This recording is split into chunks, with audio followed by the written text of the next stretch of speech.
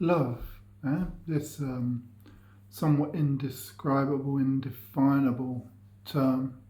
We have many versions of the ways in which we would describe love. We have many attempts to understand love. We have love styles, we have religious love, familial love, romantic love, love of the things we do, self-love, self-care. Lots of interpretations of what is ultimately indescribable. Many attempts, many pointers, all bear some consideration, all bear some value. One of the earliest expressions of love came through Carl Rogers, founder of person-centered counselling. Carl Rogers describes love as foregoing our own needs for the other person. So that is, we might say, sacrificial love. So that is, I want this, but the person I have the deep affection for, the person that I love, wants that. So I'm going to sacrifice this in light of that. In so doing, we are offering a person, in some ways, a type of love, a way of being loving, and informing them that they're lovable. So there is love as it happens out of us, love as it is received by them. This made some sense as I went about, newly recovered from past trauma and beginning to move towards emotional sobriety. Loving others, or in acts of selflessness and kindness, other kind of modulated forms or expressions of love, selflessness and kindliness, which were opposite to the ways in which I may have been in the past to people, that is, unkind and selfish. Of course, we all have the capacity for both. I certainly have expressed both at certain times in life. I've frequently got it so wrong, and it is in the final recognition of things having gone so wrong, and the absence of love that stems from that one's able to have learnt better, ultimately, eventually, and sometimes not always. But nonetheless, were we to look up kindness, actually, we would find that one of the definitions is to bear the vulnerability of others. I always assumed kindness was to do something for a person. There is a certain amount of doing in the idea of bearing with the vulnerability of others. But really it's a state of being much more than doing. It is giving people our time, giving people our capacity to listen, to hear them, to acknowledge they've been heard, and to truly be able to hear them. And of course these are seeming skills that are best developed, although for some of us I'm sure they're innate. One of the more updated versions of love that made the most sense, or currently makes the most sense, is love is the absence of separation. So when there is an absence of separation between myself, or I, and other. And as the I and other collapses and the absence of separation is experienced, there is the knowing, feeling, being experience of I and thou. That is, there are not two, there are one in such a situation. Thought falls away, personality or self falls away, ego collapses, and there's just the feeling, the knowing, being of oneness. This can happen between us and people that we love, of course. When we become quiet around people, we don't need to speak so much. There's just that knowing feeling. But also there can be a very everyday sensation of that. There is the peak experience of the absence of separation. That is when we are rushed by love. We are jumped by love. We are overwhelmed by the knowing of the feeling of yes, just when words fall away and there's nothing left for us to say but yes.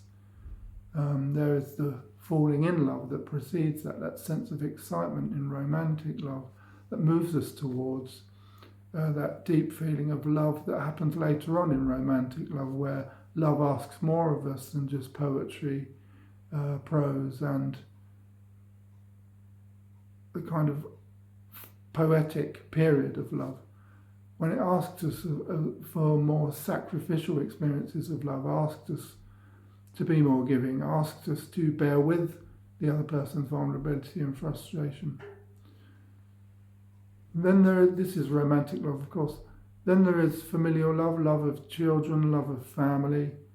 There is the love that we have for the work that we do. There is the love that we have for the ways in which we find creativity manifests in our life, whether creativity is the inspired ways in which we think or we speak, whether it's our love of language, this is one of mine, whether it's love of music. Most human beings love music, or certainly know music, and there's love of food. People love food. People are very creative with food. There's love of great art. There's just many forms or ways in which love manifests for us. These types of love all bring us towards this absence of separation. We can be in a beautiful place, and it can be so captivating that once again we are lost for words as the nature that we are, as the organic nature that we are, as our sense of pureness, of wholeness, of beingness. And our sense of separation collapses into that wholeness that we already are and always have been, made possible by the experience of being around profound and beautiful nature, or simple and delicate nature, a flower, seeds, over a pan of cooking nice vegetables and such. And we're just captivated. We move into what psychologist Mihaly Csikszentmihalyi described as flow in his seminal work, Flow. When he described really well the sensation of being creative when time disappears and we are, art or creativity is in some way being done to us. We're not doing it, it's being done to us. And there is a flow of something other in which time disappears to the degree that we don't realise that 3 or 4 hours or 10 or 20 minutes has passed us by, and something readily and easily creative has appeared, whether it's music, art, food, cooking, conversation, whatever way in which art expresses itself. And in this way we are all creative. Love flows into us. Love flows through us. Love flows in spite of us. Love simply is. I was in a lecture once, a psychology lecture once, and we were all asked to write on a piece of paper what we thought love was, what we thought love is. And I think I wrote at the time that love is the sacrifice of our own needs for the spiritual growth of another person. This, again, informed by Carl Rogers' explanation. One of the most compelling examples that was read out afterwards was that love is blind and being in love is blinding, which is just lovely, isn't it? And we can understand what both of those sensations are. Hopefully most of us can understand what both of those sensations feel like, what they are like. Hopefully, some of us might not, of course.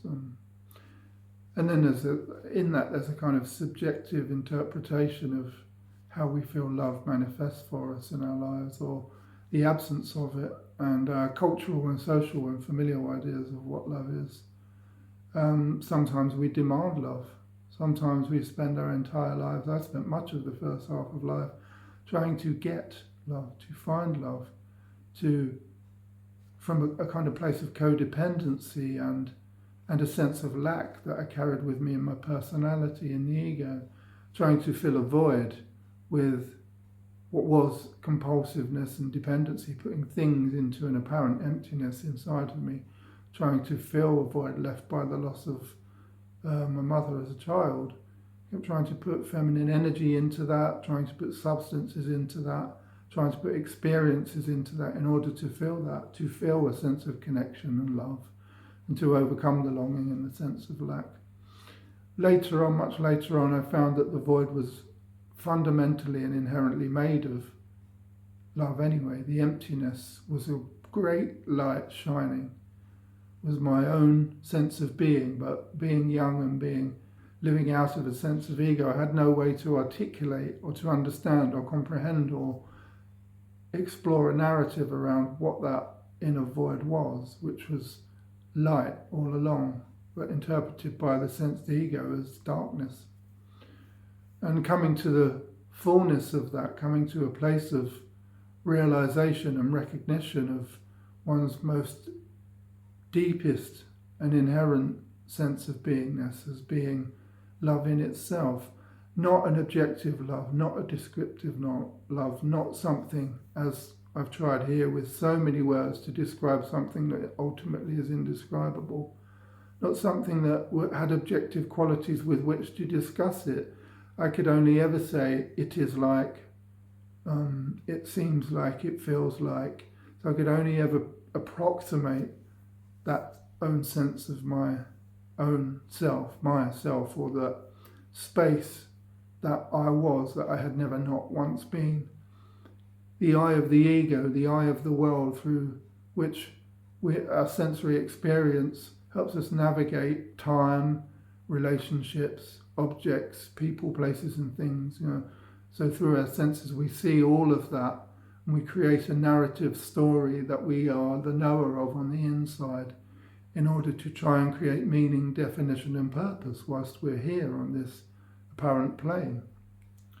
And so in trying to do that, we find love and we find the lack of love. Once that undertaking reaches a conclusion, and hopefully for each of us, though it doesn't for all of us, it does reach a natural conclusion, we are left exhausted by the ways in which we find love, we lose love. We find love, we lose love. We invest in this. We invest in an image in which we can love ourselves even. We invest in an image of relationships or significant relationships in which we can love in this relationship. And we seek love in objective experiences, in things that are outside of us through our senses. At the end of that undertaking, or if life brings us to a space in which we're forced to ask larger questions, then we do introvert, we do perhaps shut down or hunker down or retreat into our interiority, or we do hear talks like this, or we do hear the many wisdom traditions, or we just come to a therapeutic place out of desperation, where we move inwardly and we search and seek through our interior world, through our experiences, through our difficulties, through our losses, through our joys.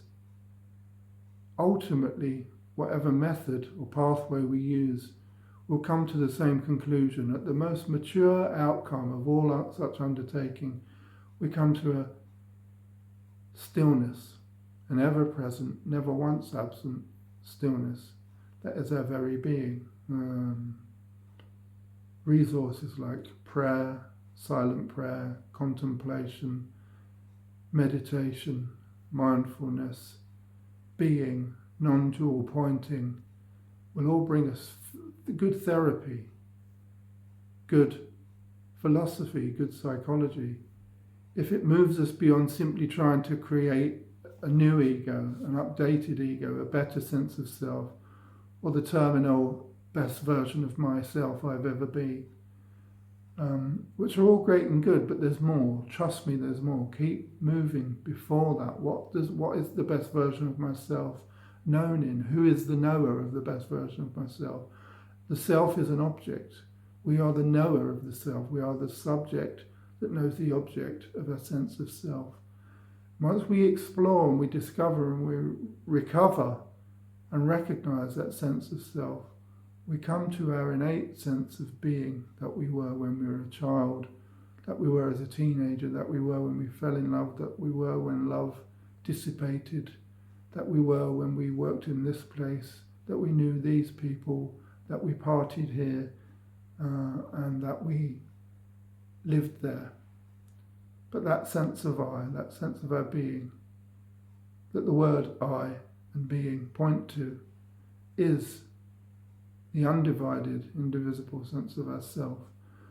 And the encounters of that around great beauty and art and nature, and the encounters of that in religious or love of agape, that oneness, that unified sense of being, and that knowing experience of that in romantic relationships and in intimate relationships and intimacy itself, and even in the orgasm, that sense of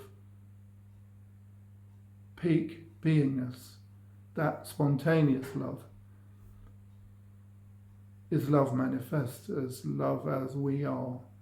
And ultimately, these words, as they begin to fall away from this short talk, as I begin to become empty once again, is an indicator of the difficulty in describing love, despite everything I've said here. Because ultimately, as the end of these words shows so well, love is indescribable. But once we uncover and recover and recognize that indescribability of that which the word love points to, which is our sense of our own self, and we can share that experience, however limited our attempts to share that experience are with those around us. It becomes our starting point for every experience and for every day, and that might or might not be love. Seems to be at the moment from here.